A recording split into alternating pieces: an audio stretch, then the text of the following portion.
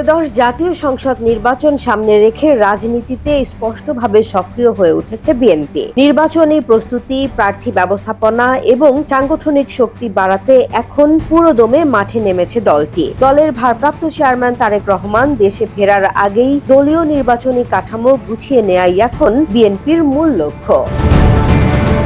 নির্বাচন ঘিরে বিএনপির এই তৎপরতা শুধু মাঠ পর্যায়ের নয়, বরং চলছে পর্দার আড়ালের ম্যারাথন বৈঠকও। রাজধানীর গুলশানে বিএনপি চেয়ারপারসনের কার্যালয়ে শুরু হয়েছে দলীয়ভাবে প্রাথমিকভাবে মনোনীত সংসদ সদস্য প্রার্থীদের সঙ্গে ধারাবাহিক বৈঠক। প্রথম দিনে রংপুর, রাজশাহী ও খুলনা বিভাগের ১০৭ জন প্রার্থীর সঙ্গে রুদ্ধদ্বার বৈঠক হয়, যা পরবর্তী দিনগুলোতেও চলবে। এই বৈঠকে লন্ডন থেকে ভার্চুয়ালি যুক্ত হয়ে দিক নির্দেশনা দেন বিএনপির ভারপ্রাপ্ত চেয়ারম্যান তারেক রহমান। তিনি মনোনীত প্রার্থীদের উদ্দেশ্যে বলেন, ধানের শীষ প্রতীকে বিজয় ছাড়া কোনো বিকল্প নেই। ভোটের মাঠে জিততে হলে জনগণের কাছে যেতে হবে সুস্পষ্ট পরিকল্পনা নিয়ে। বিশেষভাবে রাষ্ট্র কাঠামো মেরামতের ৩১ দফা এবং জনসম্পৃক্ত গুরুত্বপূর্ণ ৮ দফা ভোটারদের সামনে তুলে ধরার নির্দেশনা দেন তিনি।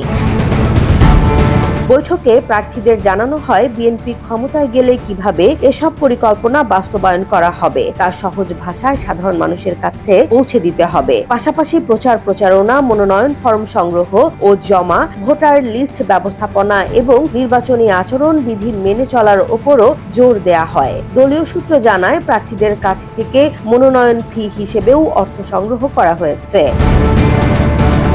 নির্বাচনী প্রচারে নতুনত্ব আনতে ইতোমধ্যে দক্ষ ব্যক্তিদের নিয়ে একটি বিশেষ কমিটি গঠন করেছে বিএনপি। পাশাপাশি গুলশানে নতুন একটি নির্বাচনী অফিস ভাড়া নেওয়া হয়েছে। সামাজিক যোগাযোগ মাধ্যম ও গণমাধ্যমকে কিভাবে আরও কার্যকরভাবে ব্যবহার করা যায় সে বিষয়েও বৈঠকে বিস্তারিত আলোচনা হয়েছে। একই সঙ্গে অপপ্রচার মোকাবেলার কৌশল নিয়েও নির্দেশনা দেয়া হয়।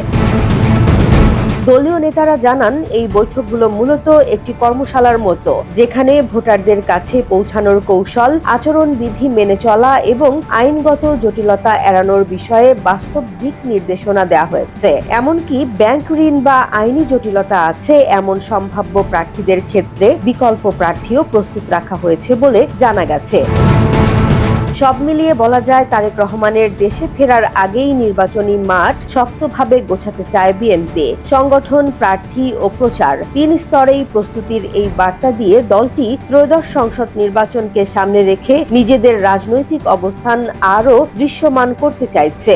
এখন দেখার বিষয়, এই প্রস্তুতি ভোটের মাঠে কতটা প্রভাব ফেলতে পারে।